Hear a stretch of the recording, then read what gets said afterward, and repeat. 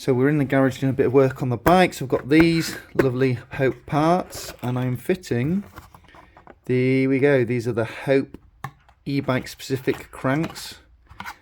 These are gorgeous cranks made from alloy and these are our 155mm length. So these are the shortest cranks you can get, I believe. I haven't seen any shorter ones.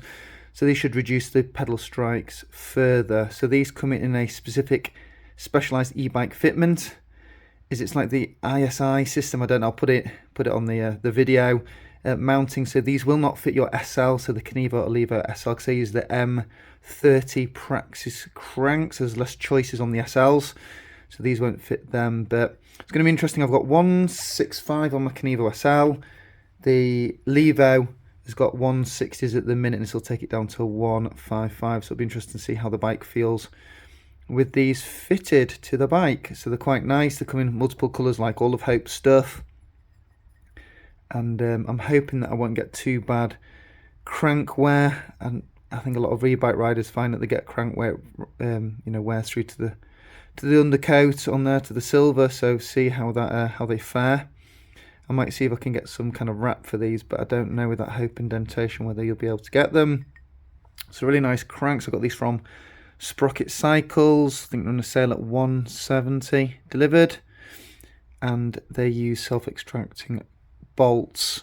So that's 155 and that's obviously 160. Now, because Hope have been really clever and kind of flattened the bottom bit instead of it being rounded, you get really good strike resistance, and with it being that half centimetre shorter, obviously that obviously factors as well. So it's a flat bottom and also the shape, the length. So let's turn on trusty scales. Stolen from the wife who was doing some baking, so she needs them back.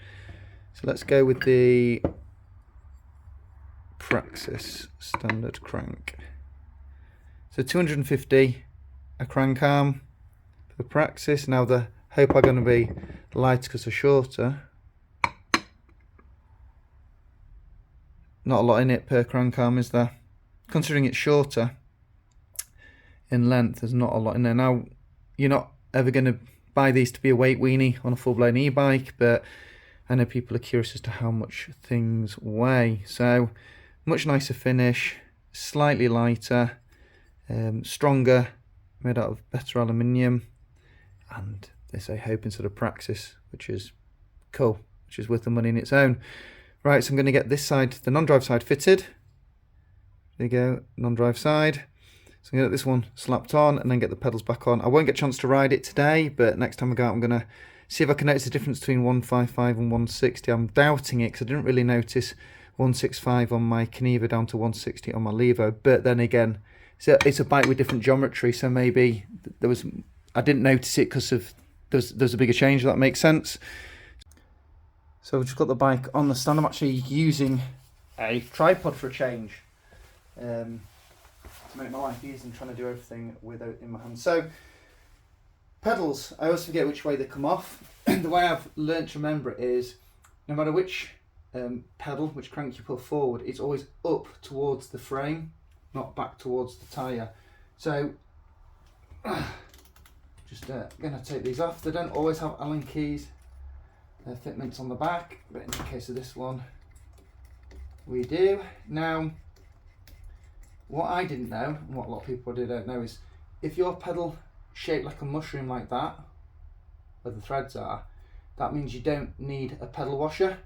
When they're square and they don't flare out like that, it means you need a washer. So obviously these are independent sides. I'm going to put this pedal here. I'm going to obviously change the crank on this side first, the drive side. So one's got N labelled on the back of it and one's got S. So S is for drive side and N is for non-drive side. So make sure you put the right crank on the right side.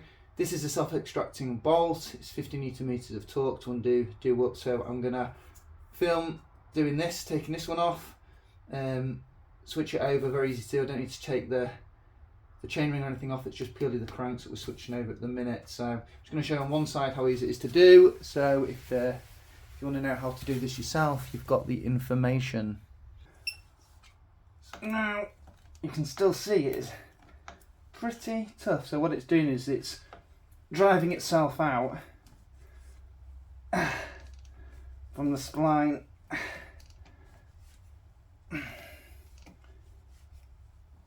But anything bike related, nothing's ever a 2-minute job, even switching cranks. So there we go. So that should literally self-extract now, and I'm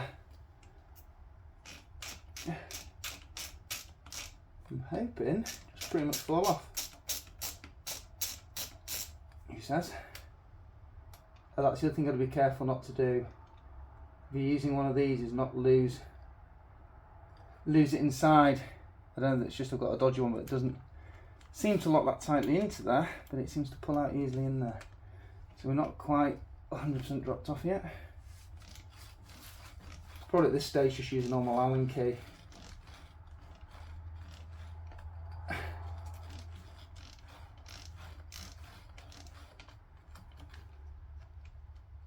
Bit of a wiggle, bit of a tug.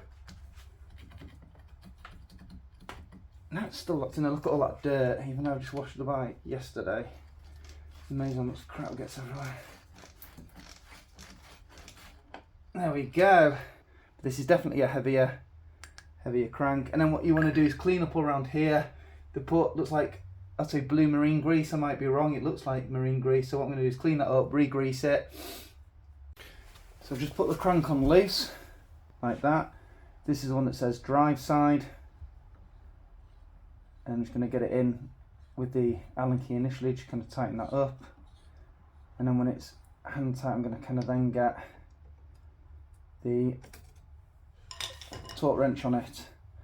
So as I mentioned before, I don't know if I can show it very well in the video, you've got here, a little focus. If I get it in the light, can you see it says NDS, that's non-drive side, and then the one just says DS for drive side. Oh, it's gone up to, I've changed the setting, I want it on,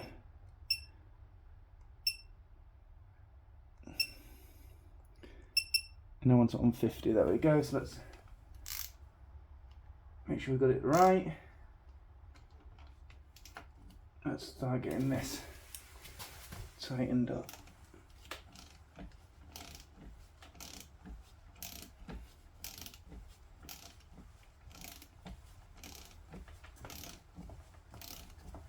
Newton-meters is relatively tight. Let's keep going until we get a lovely beep from the torque wrench.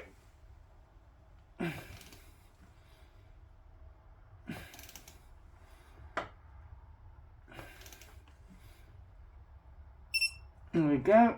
Just give it a little, make sure it's there. Beep, beep, beep, beep. Right, there we go. Nice. Nice cranks. So if you've got any questions, I mean the cranks, I don't think people can have too many questions about them. But if you've got any questions about them, just feel free to message me on my channel. And thanks for watching again. Hope this was of use. Take care now.